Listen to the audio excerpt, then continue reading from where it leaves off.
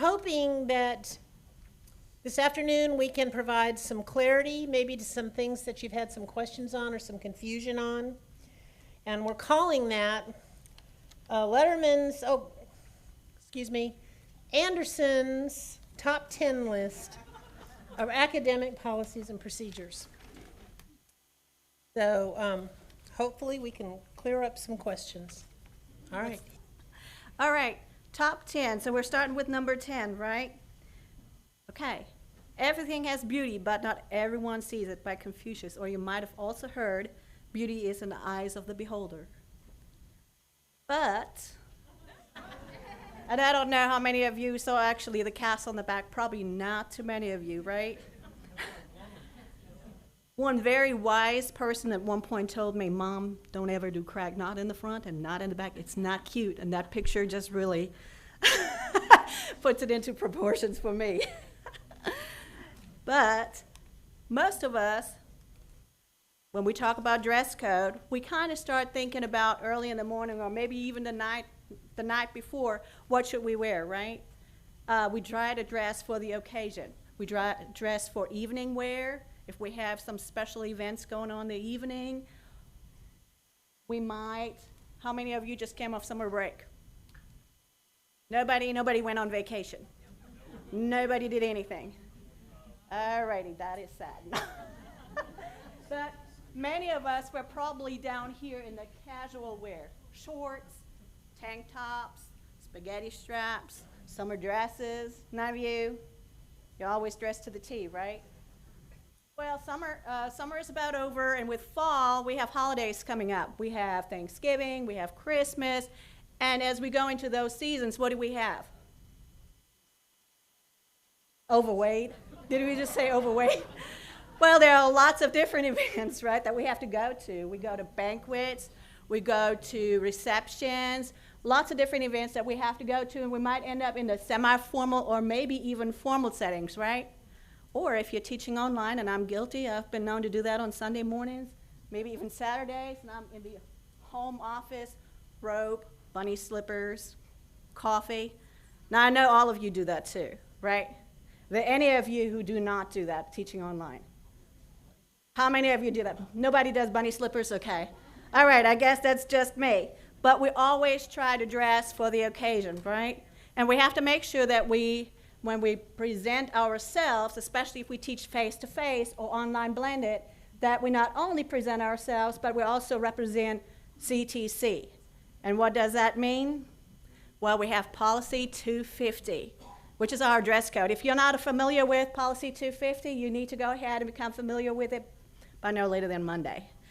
But to help us understand Policy 250, let me go ahead and look at some volunteers here. Any volunteers? What do we think? We have a thumbs down, thumbs up. Well, you're not quite cutting it. I don't think you got the memo, but well, let's go ahead and look what it says. So as far as T-shirts, we cannot wear T-shirts at any time. No CTC logo, no fast shirts, no T-shirts at any time. But if you would have a collar with this, do you have a collar, anything? Well, go ahead and put it on. I mean, really? So once we put on a polo shirt, we're totally acceptable, Marvin. But there are some other things that we cannot wear when it comes to shirts. Athletic wear, unless you're PE. Where's our PE department? They're the exception for everything.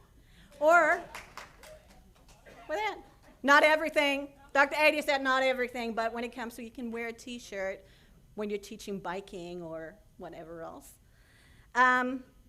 Or if you have a special event, you can also request permission through your deputy chancellor to see if you can wear a T-shirt, but you have to have written permission from your deputy chancellor.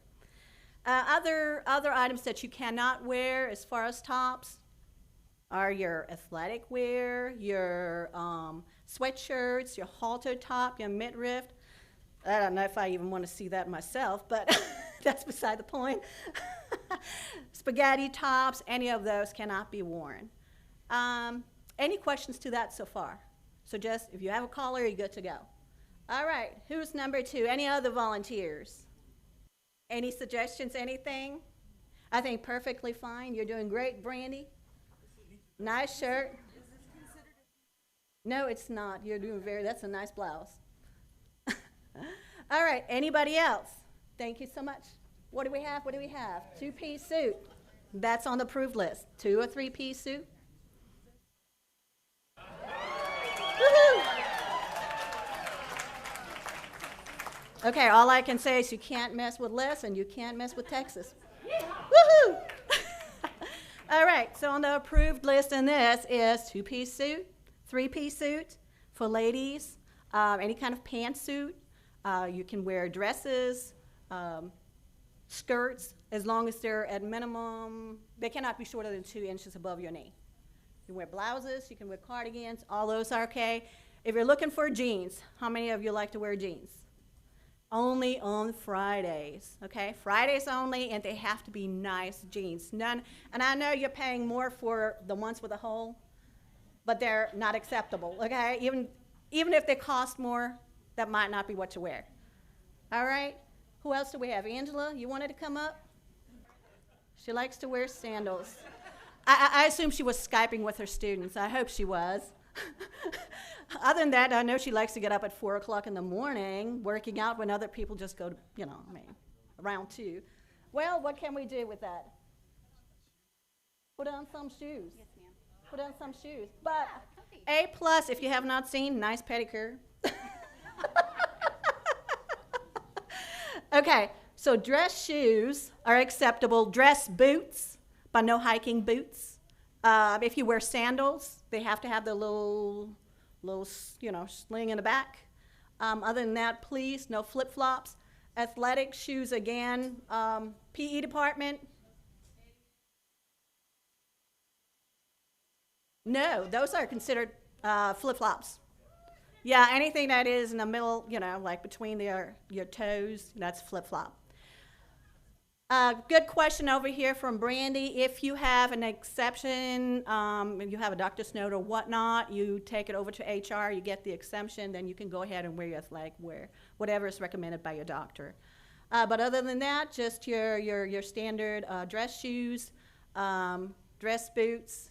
Now we're in dress code over here, and no white-soled shoes either. So if you have a white sole, that is not acceptable. A couple other things that I want to mention is please don't wear anything that is too revealing, nothing that's provocative, nothing too tight, no leggings. I know Max over here is like, what? No leggings, no spandex, and so on. In conclusion, one more thing about name tags. If you're out in the community, I know it's not part of really your dress code, but it is in a way. If you're out in the community or you have somebody from the community come up, make sure to wear your name tag so that somebody knows who you are. Okay, in conclusion, I want to leave you with, when you're dressing for the day as a teacher, always look at your outfit from a student's eye view. So be honest and see what would they see and what would they think. Appreciate it. Off to number 9. So we're talking about a short-term solution. What do you think our topic really is that we're going to talk about? Anybody want to take a guess?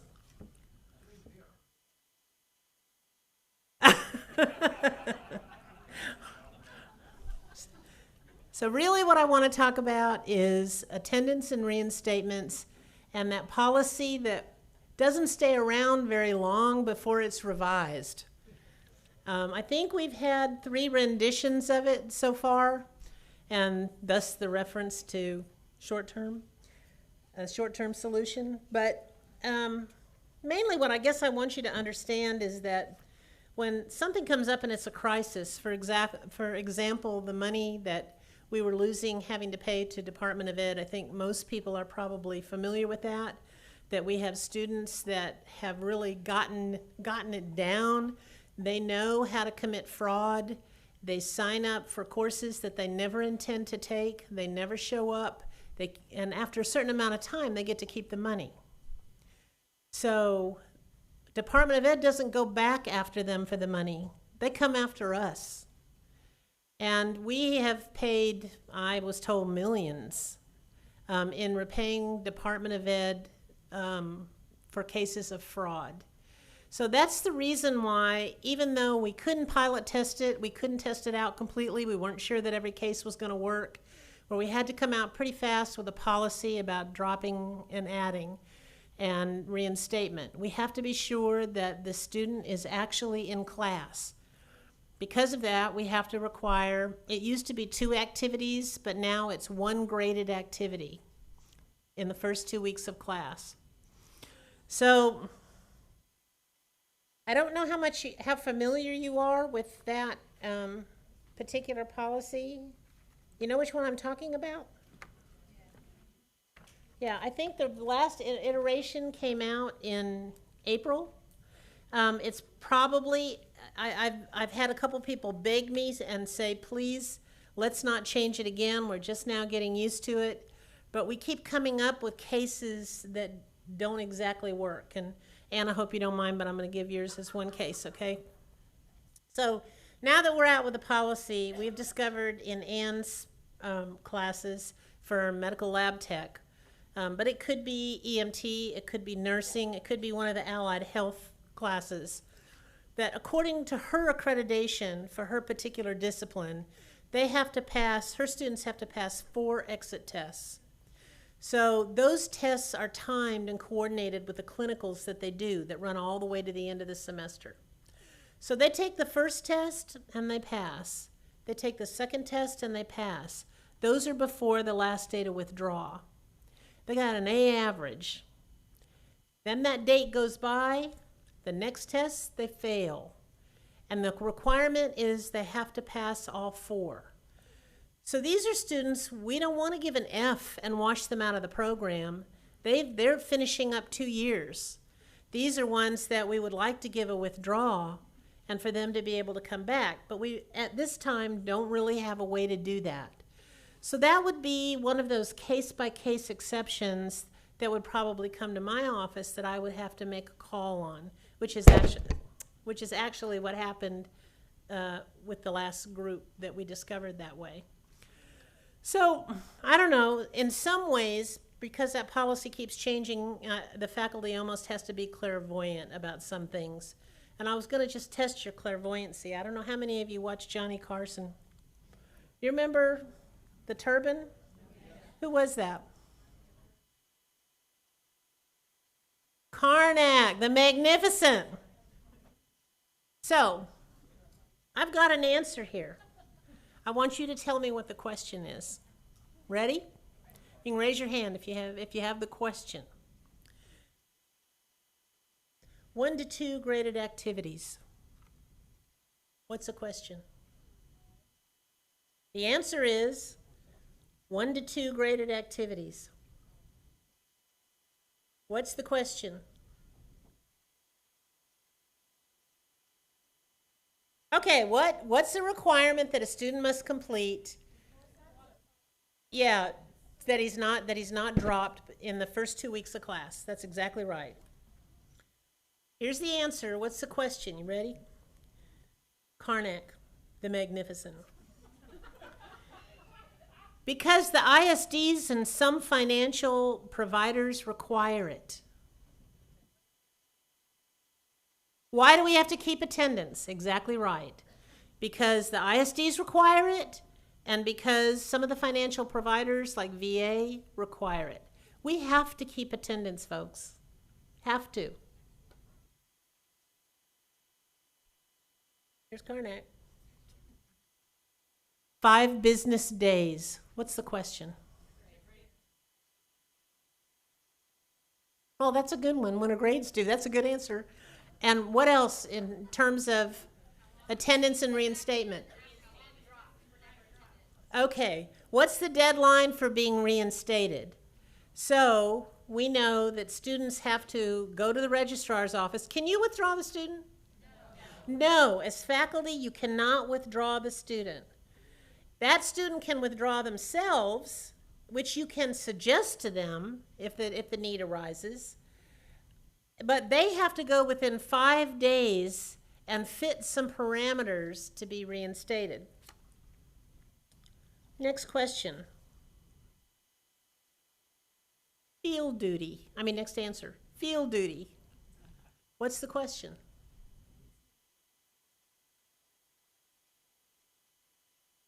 Right. What are one of the exemptions that allow a student to be reinstated? One of them is field duty. What are some of the other ones? Medical. Death in the immediate family. Anybody else?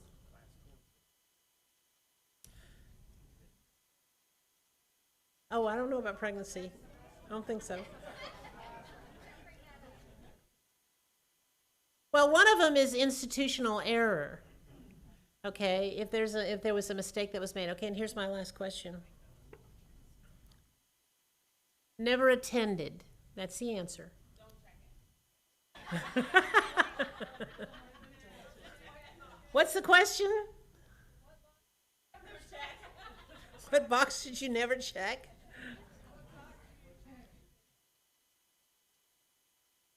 Yeah. What box do you check if they haven't completed? Actually, now it's a 1 graded activity if they haven't completed that assignment. And also what you would mark if they honestly you never saw them in class, right? So that pretty much sums up that policy as it is. But the reason that that policy gets murky is because not only have we found case-by-case exceptions, but we've had the issue with self-paced. And it seems like online self-paced is probably the stickiest. Am I right? So what's the problem with online self-paced classes? What's the problem with that and the policy? They don't think they need. Yeah. If a student sees self-paced, they have the same opinion I do. I can go in anytime I want and work whenever I want. So they may not start for 2 weeks. And before you know it, they're dropped as having never attended, and that was not their intention. So then they end up in my office or writing me an email. So what do we do about that? How can we prevent that from happening?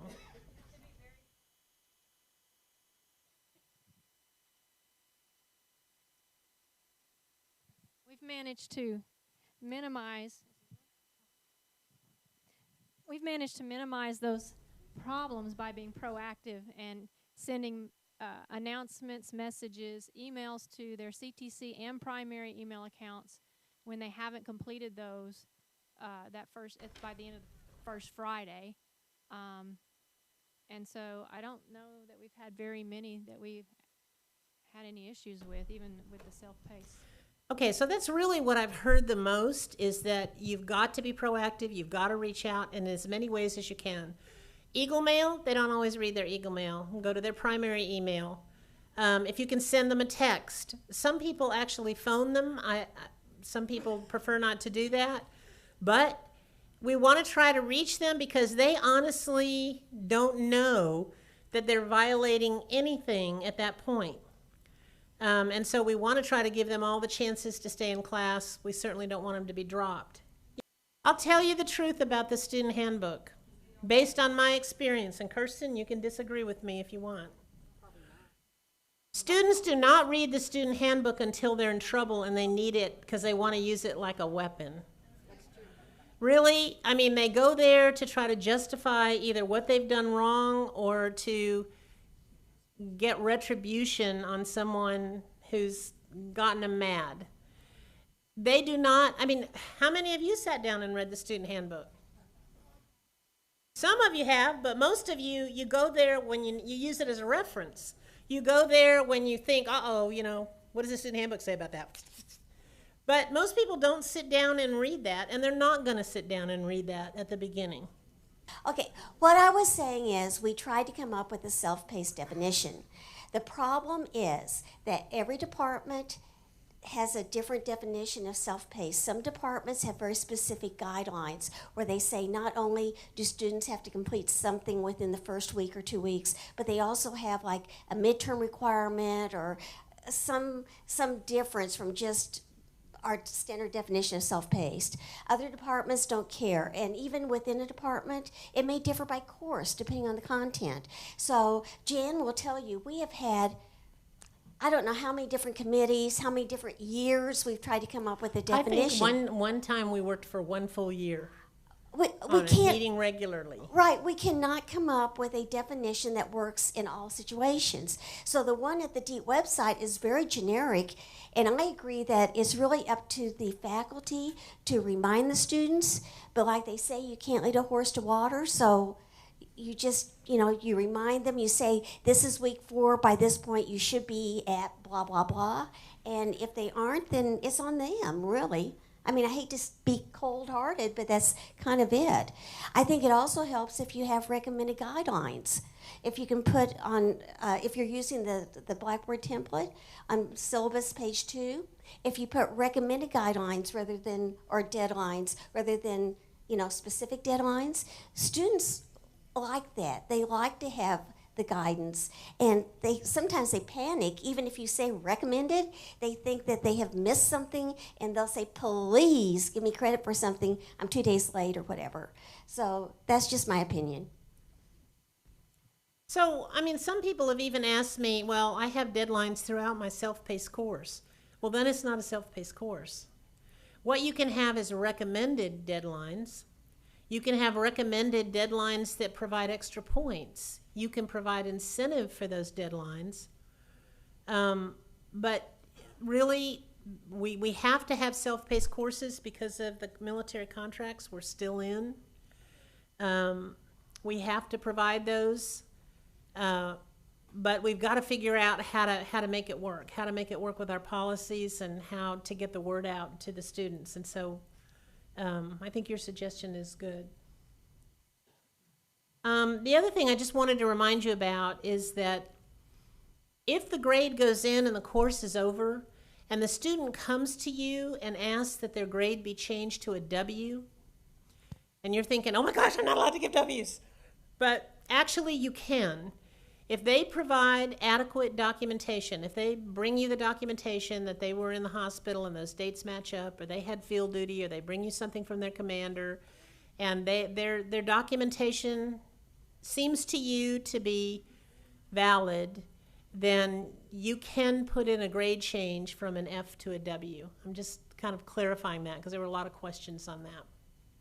Okay, any other questions? And if they're real specific, see me after the session, because I don't want to go into way down, to drill down too deep. Okay, number 8, it doesn't make a difference what the temperature in the room is. It's always room temperature. That's profound. I mean, you have to give that, right? So anyways, what do you think we're talking about here? What do you think? What do you think? Rooms and space, right? Okay, to understand our room and space concern, if you can call it that, we have to go ahead and talk about the increase of our student population. And I have to say one thing, even though we're at times a little concerned, we're looking at 5-year projections, how can we make it work? We're really excited that we have all these students coming here, right? Yes. That's the number one thing. We are very excited to have them here. Now, when we started, and you're kind of wondering, what is the green, what is the yellow? Well, the yellow obviously is our early college high school students.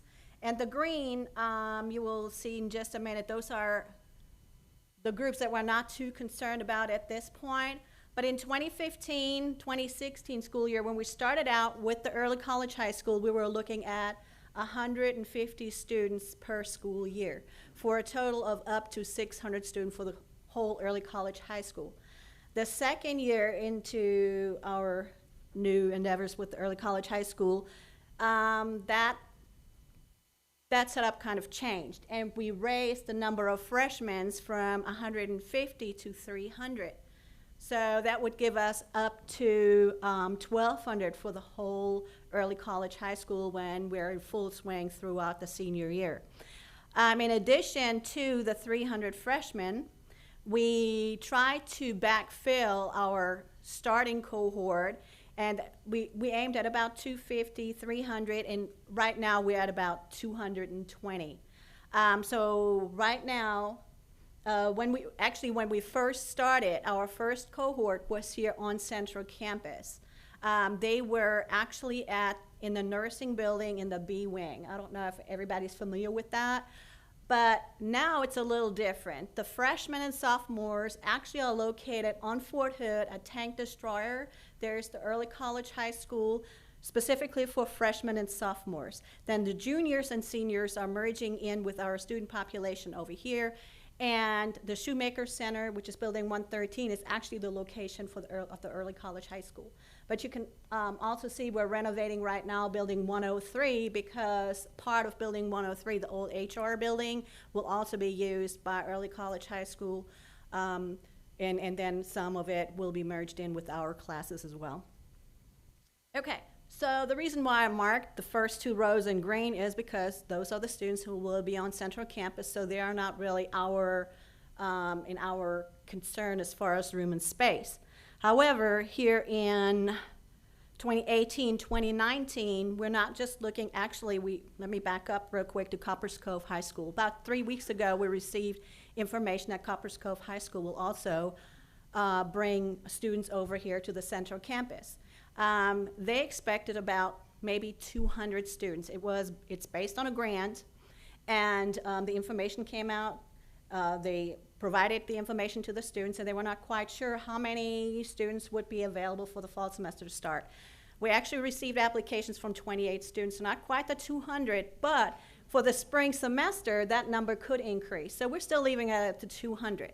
And we continue to leave it as the 200 because chances are the early college, they call it the early college program, will continue to increase. And we're excited about that. So next year, 2018, 2019, we will have a freshman cohort of 350 students. The sophomores are moving up, probably will be backfilled to 350 as well. And then we also have juniors coming up to Central Campus, 300, and we have our remaining, the current 220, right?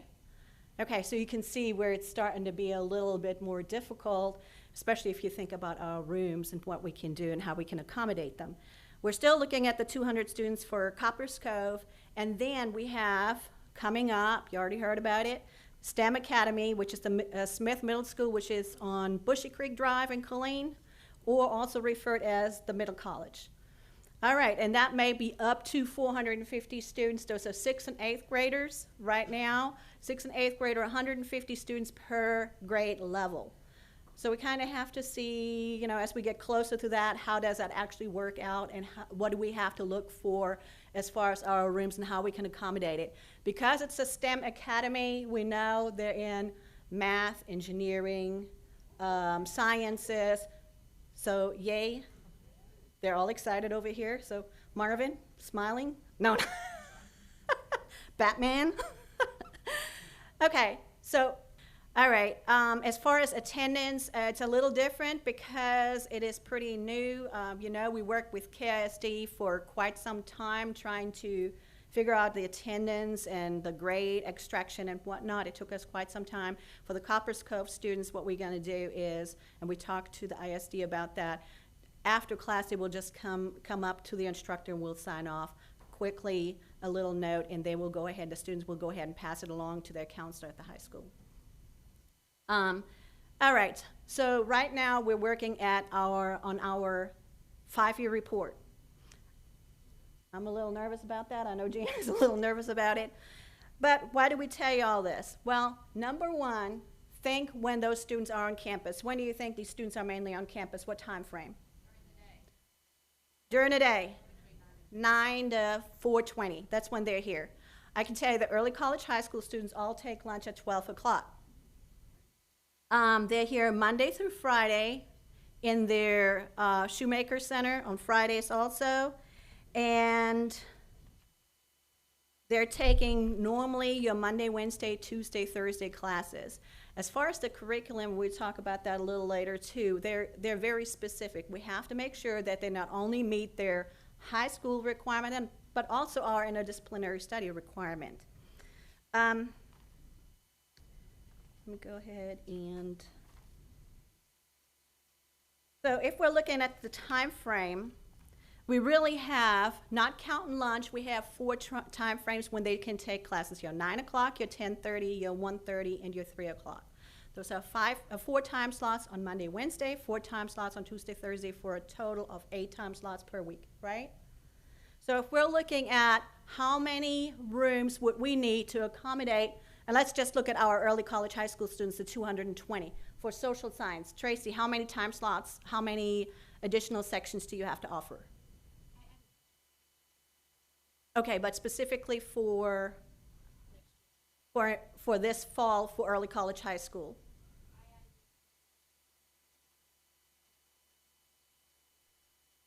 Right, they're in all of your classes, but if you would just go by the number 220, figuring that we have about 40 students in a class, so you're looking probably at about an additional 6 section. But she made a good point. We have to go ahead and accommodate other students too. We're not just looking at our early college high school student, hope to increase, obviously increase in that, but also we're hoping to increase in our regular students, right? And then we want to accommodate Copper's Cove and so on.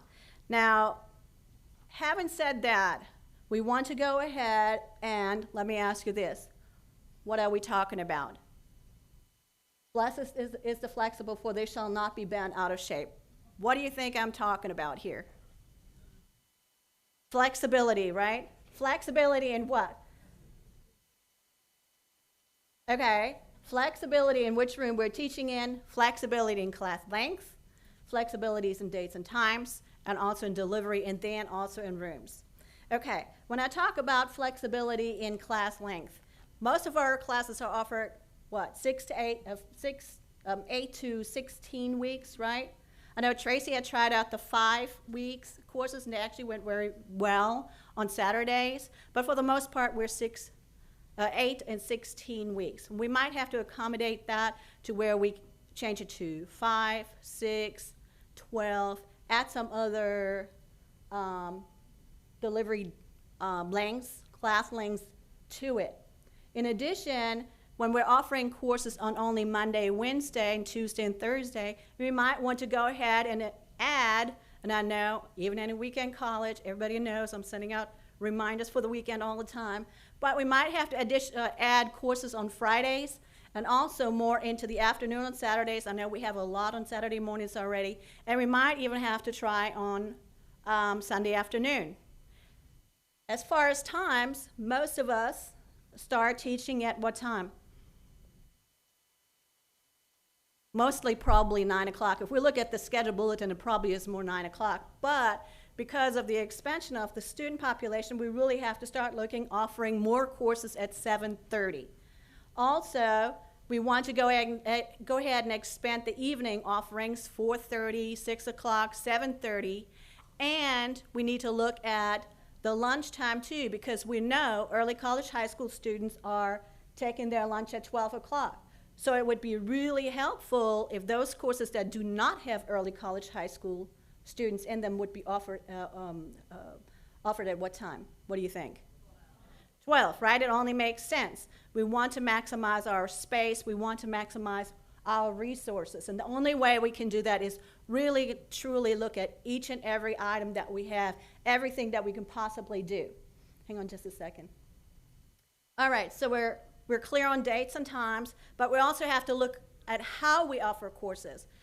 We have quite a few of OBL courses already, but the benefit of OBL courses is that we can offer a course only on Mondays, and then that Wednesday that would match it actually is a at-home day, right? They would do outside work, online blended. Or we could go ahead and also offer courses that are just on one day for 3 hours. If it's an hour and 20-minute course, twice, that gives you right about 3 hours. But what we have to think about when we offer one-day courses, we don't want to block out a Monday room and then turn around and offer a second one-day course on Tuesdays, because what happens now is Wednesday and Thursday is blocked out. We can't use it for anything else. Versus if you offer it on Monday and then have a matching on Wednesday, now you still have 2 time slots available, right? That's what we have to look at. Another item to think about is, do we use our rooms at capacity? Some of our rooms, if you look at them, we might have a capacity of 42, but it's only set up for 30 seats. That's not good. Okay, those are 12 seats, 12 slots, 12 students who cannot take that course because there are no seats available. We want to maximize our space. Okay, so if you have a course that's restricted to 32, let's say it's a speech, or an English course, somewhere along that line, then we probably want to go ahead and move that into a smaller room and leave the larger rooms for those who actually need to be in a larger room, like the social sciences and whatnot. So those are all the different things that we've been thinking about and what we can do to accommodate all of our students. Because remember, we really want to have all of our students here, and we want to be able to, anytime somebody walks through that door and says, I want to take a course, we want to be able to say, here, we got a seat for you. Okay? All right. Now, finally, we need to be flexible. It's all of us together. We might not be as flexible as this little guy there, but we have to try to be as flexible as we possibly can. Thank you. I want to add a little bit to what Kirsten said, in that we are purchasing some new room scheduling software. It's called Ad Astra, if you happen to hear about it. There's a core implementation team that we're on, along with a lot of other people, to try to take a good look at the rooms in an easier way than what we're doing now. It's very complicated because you can see what's going on in your department, but the only people that can see what's going on between departments and across campus is in our office, now that we have the room scheduling. And honestly, it would be very difficult to resolve our room squeeze, which we're going to have to start doing, if we did not have control of the scheduling. So we're happy that we have that. Okay. Randy? She's asking if she wants to tell her regular students, okay, you have a term paper, you can go work on it. What do we do with high schoolers because they're here, they're physically here? Yeah, I think that they're willing to accommodate to our schedule. I mean, they have academic studio available to them if they're here on campus. They also have the Shoemaker Center to go back to. So they've got some homing areas that they can spend, but I know that they are off like on Columbus Day at the ISD, and we're not. And so they are expected to be here. They have tried, they've bent over backwards to try to accommodate our schedule. They've bent over backwards to try to be sure that their students are treated equally in terms of at the college level, what we expect college students, we expect of them. So, I mean, we've been good partners so far. And honestly, our enrollments, without our dual credit and without early college high school, our enrollments would look a lot worse. A couple of these tables of teachers could disappear if we kept going in that direction. We have to turn the train around, folks. We do. We have to turn the train around. ISDs are a good opportunity for us. They're good revenue for us. So it's a win-win situation. They don't have to build another high school right away. But it's very important that we make it work. And I'll tell you the other thing that I'm concerned about. I'm concerned because the first 2 years, yeah, early college high school's been going on. It's been on Fort Hood. So Fort Hood has taken the reins and made that work. Even though we have college credit going on there, they're the ones holding the reins, running the wagon, right? Now it's rolled over in our court. It's up to us to make it work. If it doesn't work, if for whatever reason that we're not patient with somebody whose parents came and took them for a dentist appointment, something that is out of control of that student, I mean, they're a minor, it's gonna be hard, because we need them here. We really do. Anyway, I'm hoping that we make it work. We went through 2 TEA audits.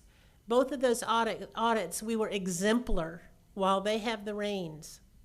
If it comes in this time and we're not exemplar, we're not even close to exemplar, that's on us, folks. That's on us. I mean, this is a mission we have to take seriously. I do, and I hope that you do, because it's a great opportunity for us.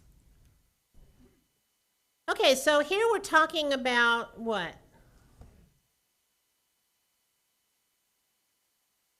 Has to do with cost and money, right?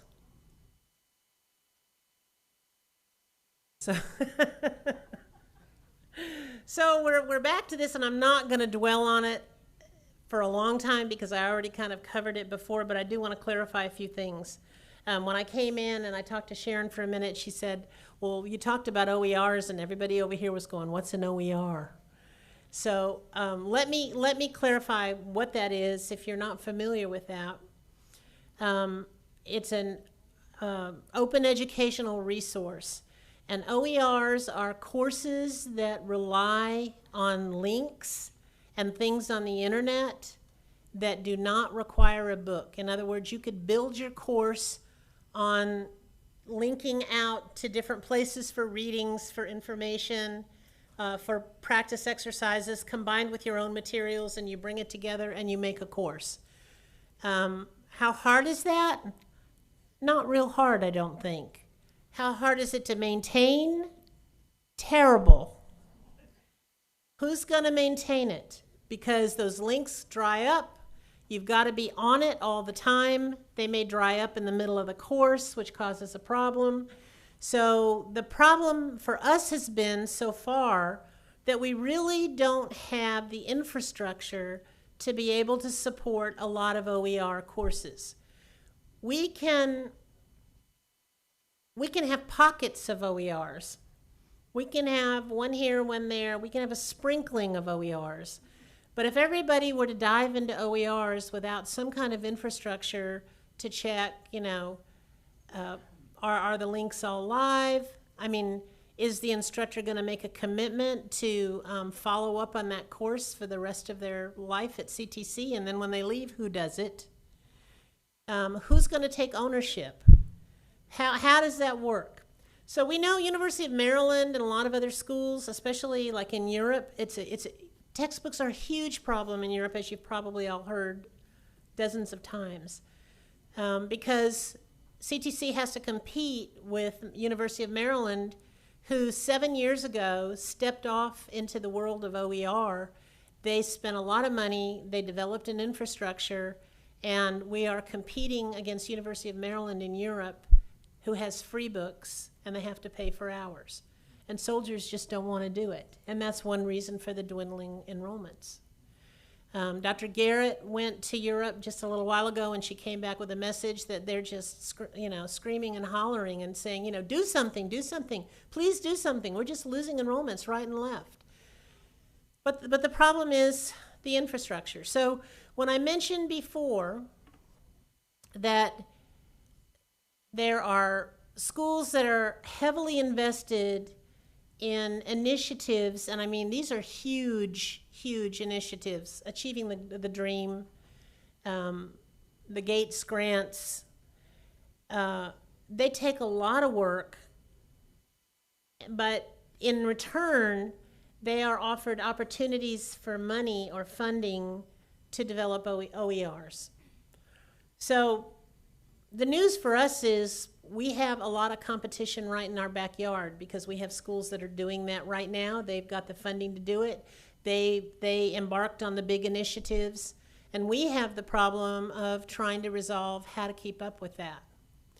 So one thing that I think has worked well so far is our $50 parameter with an optional ebook. It's not free, but it's a lot better than what we had before. And as I said, if you consider the Kindle, if you really think out of the box and you try to, reconsider what options are out there, knowing you're going to be competing with schools that are free until, and maybe, and I would strongly suggest this, that someone in your department jump in and try one OER course. We can handle a sprinkling of them. We just can't handle everybody doing them all at once.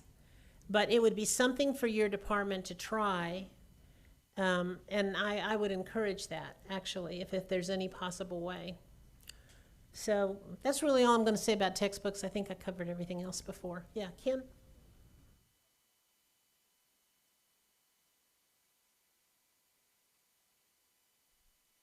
I have no idea.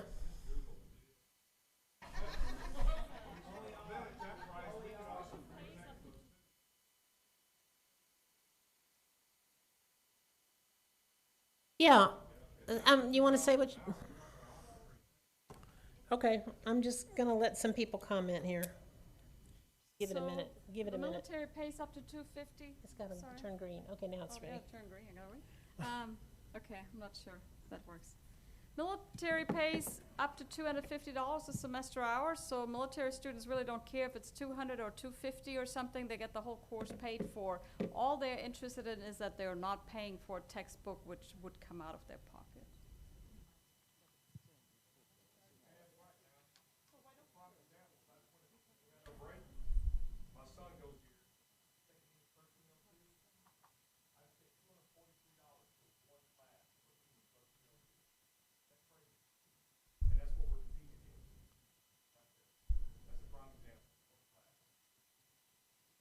Well,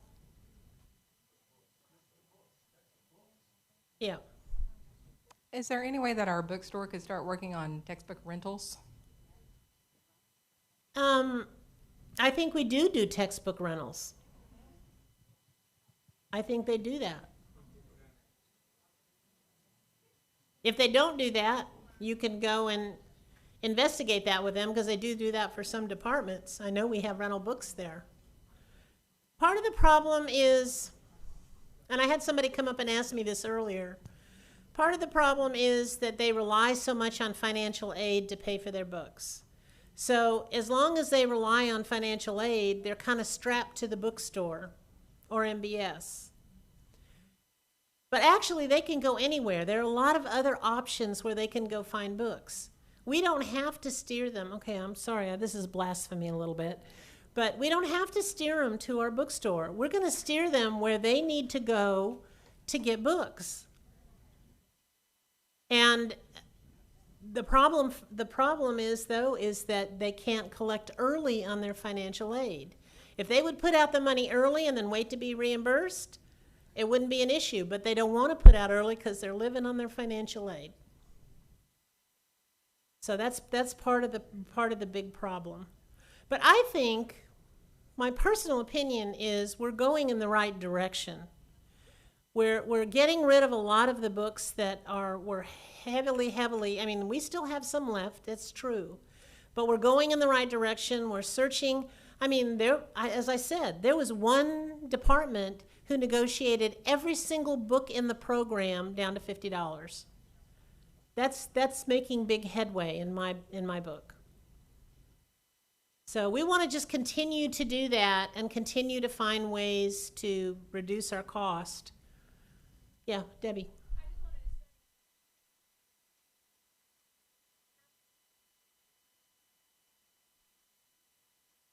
Correct.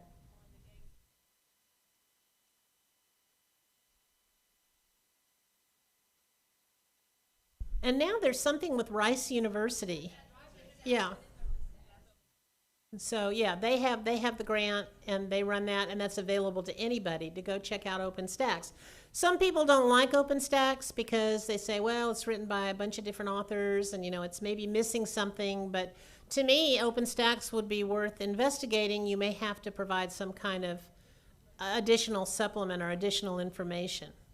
Yeah, but OpenStax is free or almost free in most cases.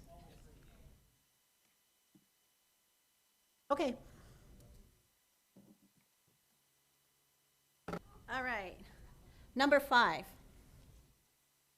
How many of you had this before? I know I had. I had a student about two courses ago, and 2 weeks into the class, online course, I got a message just like, what is our textbook? And I'm like, really? I mean, it's on page 1 of the syllabus. Everything is lined out in an online course, page syllabus, page 1 and 2, right? But no, it seems like we always get this one or two student who just has to ask the question, where do I find, what do I find, and so on and so on.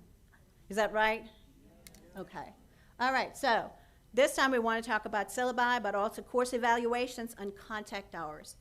You have to keep in mind, and Jan and I are a little adamant about this, because to us, the syllabus is the most important document, because the syllabus is really your contract between you as the instructor and the student. It has to be accurate, and it has to be updated in a timely manner. And I know Sharon will be excited to hear that, but you know, when the students are pulled into the classes that Thursday before class, your syllabus really needs to be updated. It has to tell you what the start date is, what the end date is of the course, if it's a self-paced course, if it's a regular course, how do you calculate the grade? I know not all courses the grades do not necessarily equal to 100 or 1,000, but you might have an odd number, and mine is like 1140. So make sure it's all spelled out. We have to make sure if we give extra credit listed. Some instructors do give credit for participation, right? Some instructors take off points for being late or leaving early. Some will mark you absent for the whole day if you're not there the first 10 minutes. Some of you won't even let students come into the classroom if they're 10 minutes late. I'm not having anybody raise hands on that, but it's true. So we have to make sure that everything is totally lined out in the syllabus. And as far as your first week activity, that also needs to be spelled out. Now, I know for self-paced, really the problem is the students don't even go into the class to know that there is an activity. But we still have to spell it out. What is the activity? What is the date by when you have the activity due? And then if a student does not log in, you have to try your best to get a hold of the student, and we'll talk about that later on. But we have to try our best to get a hold of that student. If it's an online course, call the alternate, call the phone number, try to email them under the primary, not just the student, the Eagle Mail. Try to just continuously get in touch with them, and then at that point, if they still not do what they need to do, at that point you can go ahead and drop them from class. But make sure your syllabus is updated. We're really concerned with that because the first thing, we get so many students complaints, and they're like, well, my instructor gave me this grade, and I should have received this grade over here. The first thing we ask is what, Jan? What does it say in the syllabus? Okay, that is your document. That's your contract. What does it say? And we have to be very strict with that. If an instructor made a mistake, and I know I'm guilty, I make mistakes, everybody makes mistakes, and if we did make a mistake, we have to err in favor of the student. Okay? We need to look to see what actually was spelled out. Some people might not agree with that, but us as the next level for disciplinary at this point, that's what we have to go by. Okay, so very important. All right, so if you're teaching a face-to-face course and you have Blackboard access, one of the things that you might want to do is also not just hand a syllabus to a student, but actually attach it so they can download it themselves. They can always use it as a reference.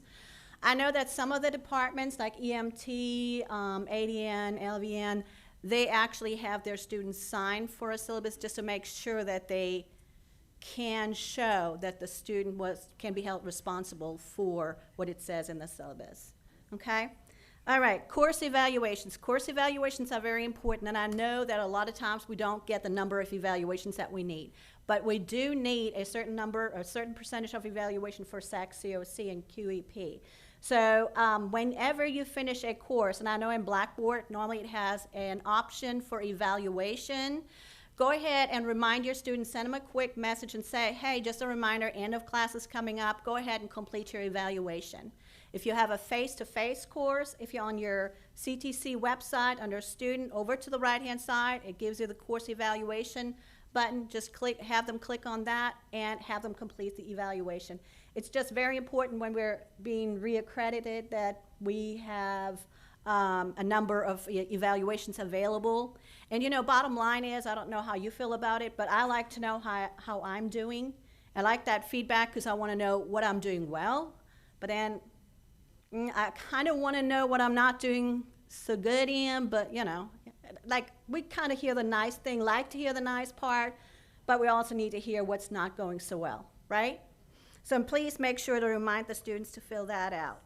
Also, Kim Christian, we asked her to send out at the end of certain major end dates, to send out a reminder to the student to go ahead and fill out the evaluation. The final thing is contact hours. Please remember, if you're scheduled to teach the 48 contact hours, an hour and 20 minutes, twice a week, that you're actually in class for that length. Even if you figure, you know, every once in a while I can go ahead and cut out early, if you do that continuously, we're really, in a way, hurting the student because they're missing out on information, but also we're not meeting the contact hours that are required to be taught, okay? We already mentioned that the students will be here for Columbus Day, even though they're not at the ISD as far as early college high school. So please make sure to expect them there. And if you have to call in sick, and I know that happened to me one time, I was teaching down at Fort Hood, and I was getting ready to go to class, and I'm getting a phone call from my doctor where you have strep throat. And I'm like, oh, that's not so good. I don't think I want to share the wealth. So I had to call in, right? But, okay. I guess he's a little bit more lenient over here. So anyways, if you have to call in sick, make sure to call your supervisor right away and see if we can go ahead and line up a replacement, or at least put up a sign at the door saying that you will not be there, so we don't have students standing outside not knowing what's going on. And it also would be kind of helpful if maybe you have an assignment. So if you are out sick, that somebody could go ahead and pass the assignment along to the student, say, okay, take that home, go ahead and work on that. Okay, so that would be very helpful. Also, you know, we have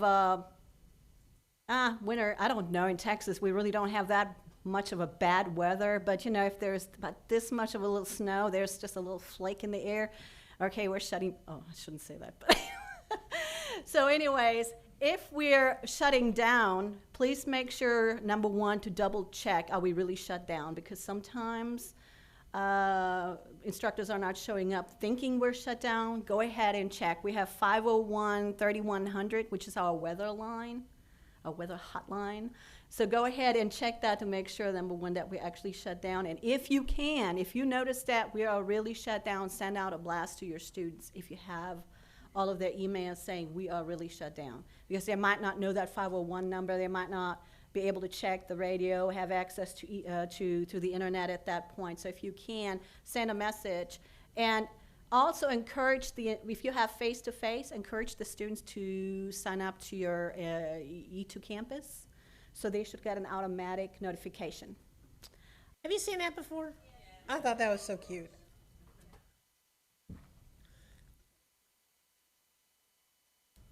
So we've talked, I mean, in the last spring when we did the mandatory early college high school training, we talked about working with high school students in college, and honestly, it's not just about working with high school students, it's working with all students. How do you feel today, sitting here all day? How's your butt? How's it feel? How's your head? We have lectured to you pretty much all day long. It's not what you do with students. It's not what we wanted to do with you. But as you know, engagement takes time. Because we didn't have a lot of time, we had a starting time and an ending time, and we had one day. We had to try to pack it in a day. But put yourself in your student's shoes.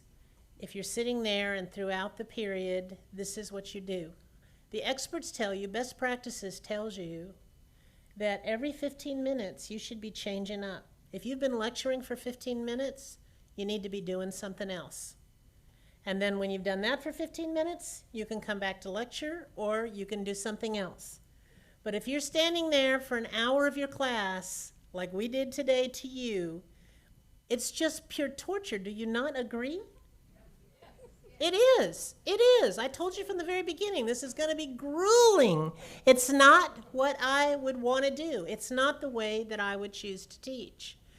And your students are the same way. They have to be actively engaged. And rather than me taking a whole lot of time with it, and I did give a lot of methods before, I even degraded myself by singing at the last one.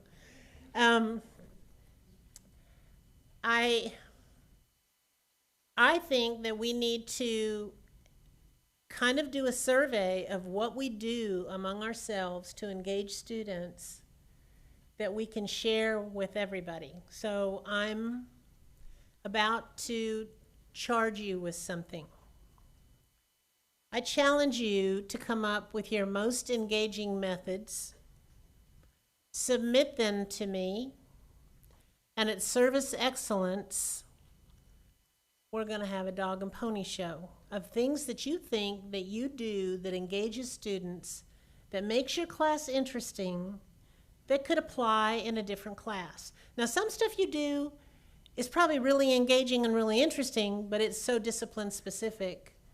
Like Marvin might tell me, you know, well, we work with a micro, blah, blah, blah, whatever those long names of machines are. And Kelly, they're always telling me about pieces of equipment that I'm like, what?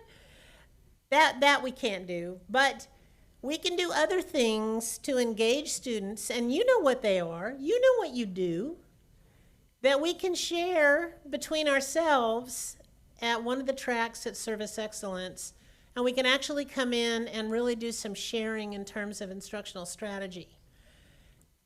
I mean, the thing that makes I can talk about ESL students. I don't think ESL students are all that different from any student. But what my ESL students used to love is we gamed everything. The more we gamed, the more they loved it. We played concentration. We played Jeopardy. We were playing games 2 days a week, but we were gaming on their vocabulary words. We were gaming on the problems that they were supposed to resolve. We were gaming on language concepts. And you just have to make things challenging and fun. I mean, students should come and they should look forward to coming to school. Sometimes I see them walk in and it's just pure torture for them. And I'm not talking just about high school students. I'm talking about all students. I looked at you today. I mean, some of you are on your phone. Some of you are like looking at your watch every 5 minutes. I get it. That's what you do to your students. If you do what we did to you today. Did I make my point? We did it to you. Uh-huh. We did it to you. We did. And we even threw in some little humorous things and things. But, I mean, basically, we lectured to you all day long. And the poor people that can't leave at 3 o'clock and have to stay till 5. I mean, they're going to have to go home and have some kind of surgical procedure on their butt. Everything's going to be asleep.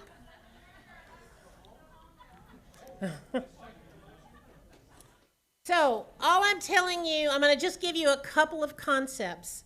One of them is consider gaming in your classroom.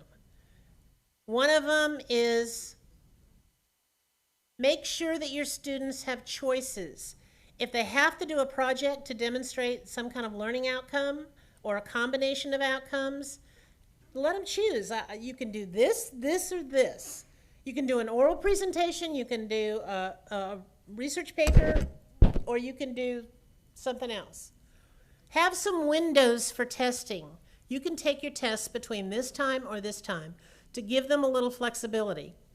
Not only do high school students like that, but your adult students absolutely need that because they're trying to juggle all their other life problems and life issues and children off the bus and supper on the table and going to work and all of that.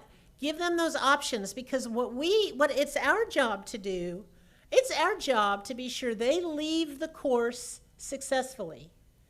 That's what we're paid to do. We're paid to make sure that they have the skills they need, that they can leave that course successfully and become employed, and they have the skills that they need.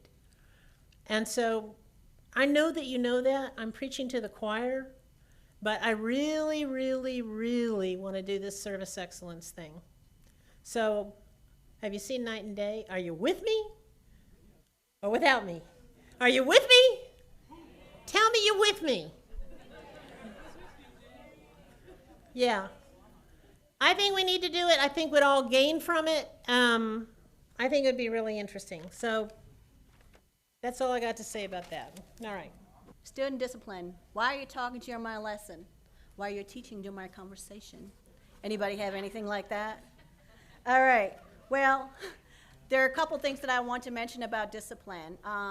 Number one, if you have issues in your class, a student is disruptive, you can go ahead and dismiss them one day at a time, right?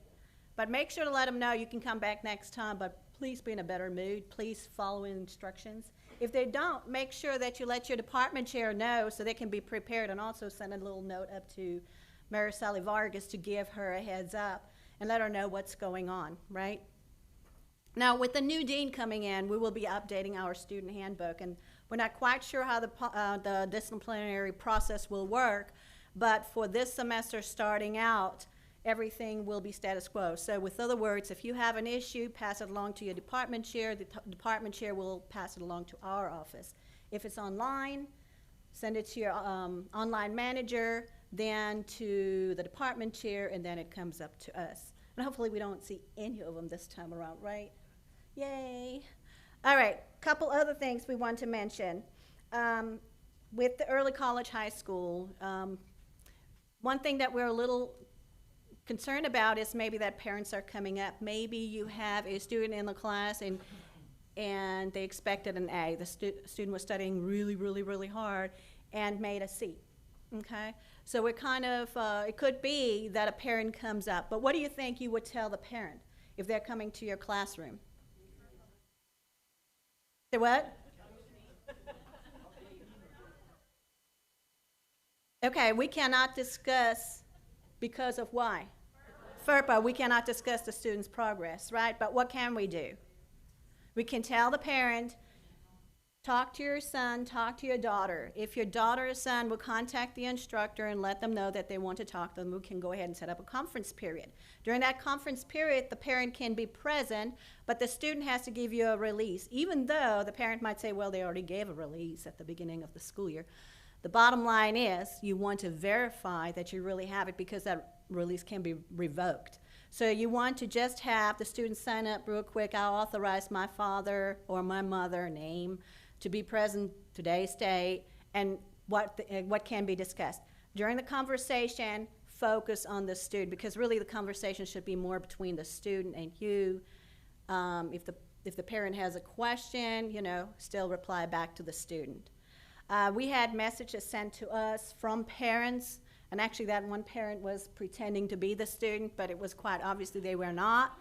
So again, just let them know, because of FERPA, I cannot discuss it with you. However, if your son or daughter wants to contact us or the instructor, then we'd be more than happy to go ahead and address the issue with the student. And that's about it that I have for discipline. Oh yeah, definitely we have to have due process, which means that if you have any kind of issue with the student, don't dismiss the student, don't just, our office. We can't see him yet. right. It has to go through the steps, and that's why I was saying it goes from the instructor, if it's a face-to-face class, instructor to the department chair, and then to the dean's office. And make sure to put everything in writing, because once it gets to our office, we really take our time to research. We'll talk to the student, we talk to any witnesses, we talk to the instructor, we talk to the department chair, we look at any kind of letters that were typed up, any emails that were sent, so it takes us quite some time. And one thing that we will ask the department chairs, what do you have? Where's your letter to the student? Where's your reply? Okay? So that's what I have for disciplinary. Woo-hoo. Okay, so it's not who you know, it's who knows you. What am I talking about? Networking. So, I don't know if you've ever followed Mr. Yiannopoulos around for a day, but what he does and what the executive officers do, and it's a primary part of their job, is they network all over the community and the surrounding communities. Between all of them, they try to be at everything everywhere and talk to everybody. They don't go there to ask for things, because that's not what networking is about. They go there to plant a seed in a relationship, to make a friendship, and maybe that could eventually turn into a partnership. But it's really to develop relationships with people who want to know you and who need to know you. It's not all just about marketing. Barb Merlot cannot put it out. She can't put it out to everybody that everybody's going to see. A lot of it is developing relationships and letting people know what you do. And they can't do it alone, as much as they go. I don't think he hardly ever eats dinner at home. I know he would love to, but I think he and Nancy have when they accepted this job, and I think it's they are out almost every night networking on behalf of the college. Dr. Ady's out right behind him. Dr. Garrett's out right behind that. So when we ask you, would you mind going to a dinner, or would you mind attending this activity, or even on your own, to think, okay, I could go to the Flavors of Texas, and kind of mingle with some people there. It can't all be done by 4 people. It takes a village. It really does. And we have to get our name out there and establish those relationships. That's how we get revenue. That's how we strike up new business. I mean, I think the marketing aspect, well, they call it network marketing, and that's basically what it is. And I'm hoping that if you're asked, or if you even think about it, if you see something that's going on in the community, you'll go and you'll wear your name tag and represent us and let people know what we do and who we are. It could be city functions. A lot of it's college activities like college night. All of that is important in bringing business and, bringing knowledge to people about who we are and what we do, and that we're proud of what we do. And I'm proud of you as a faculty. I am. I know how hard some of you try. I know how hard some of you work. I can come up here. I'm up here often on Saturdays. Saturday or Sunday afternoon is my day to be here. And I come up here and I see cars here, and it's a lot of the same cars. Or I go out to the flight line, the same people are out there working out at the flight line. I mean, I know that you put in the effort, and I'm not asking you to do anything different. I'm just asking you to kind of consider the perspective from a little bit of a different angle. And so when you're out, you can think, what can I do to bring, good attention to CTC, and that can help us generate some business. And the number one thing, we're down to the last thing, this is a quote most of you have heard, I know, but I love it. And it's about the impact that we have on students. It's all the little things. It's all being part of their dream. It's making their dream part of your plan. It's developing relationships with them, the right kind of relationships. And I think the thing that I think of when I think about this is I think about Yuri Treisman. Who knows who Yuri Treisman is? I know Math does. What's his story on Yuri Treisman? Do you know his story?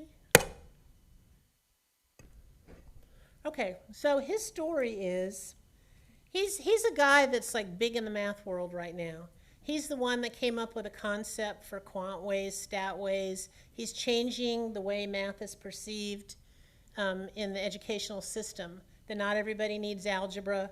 He has great influence. He's a very intelligent man. But when he tells a story, he talks about how he was a maintenance and groundskeeper at a major university, and I can't remember, I think it was one here in Texas. It might have been UT, I don't remember. But he would be mowing the lawns and everything, and he'd hear these professors talking about math through the window. And so he used to take his sandwich. He brought his sandwich in a brown bag. I mean, this is an absolutely true story. Jenny, you know this to be true, right? And he used to take his sandwich in his little brown bag, and he would sit under the window where he could hear this professor talk about whatever level of math he was teaching. And he was intrigued. He would be there every day. And one day the professor noticed him, and he invited him to come into his classroom. And in fact, he didn't allow food in his classroom, but he told Yuri, come in and have lunch with us. And he told his class to bring their lunch. And they sat in, and they had lunch, and he started attending class. And it was a pro bono. I mean, he was just in there free, listening to class. And it turned his whole life around. It really did. It turned him into this magnificent thinker who has had such a huge impact on college and university math. But that's his story, that's his true story. So if you're familiar with the researcher Vincent Tinto and his research, he's a university professor at Syracuse. You know, he tells you, he has the data, he tells you without a doubt, the most important thing for student persistence is the relationship with your teacher. The teacher makes all the difference about how that student feels about school, about if that student wants to come back to school and continue and take another course. And really, they can jump just about any hurdle. They can jump the hurdle of problems in registration. They can jump the hurdle of money. They'll go over any of that as long as they have a strong relationship with you. You are the one that makes the difference. And that not only works for our adult students, but think about that with these high school students coming in. These high school students who are bright-eyed, who have sacrificed all their high school activities to be part of this program, who are ready to go, who are committed, who have ranked, these are average, this is a typical representation of what is in the district. As Kathleen was telling you, it's homeless, it's learning disabled, it's ESL. These are not people with the top grades, but you know what? They beat the national average on their TSI because they are committed to the program and they want to come here and do that for us. And we can help them. We can be right there with them. And I know you will. I know you always step up. You always do. I've never seen you disappoint me when it comes to that or anyone here. So let's keep that in mind, and that's the end of number 1, and I'm done. I'm off my soapbox. Okay. Thank you.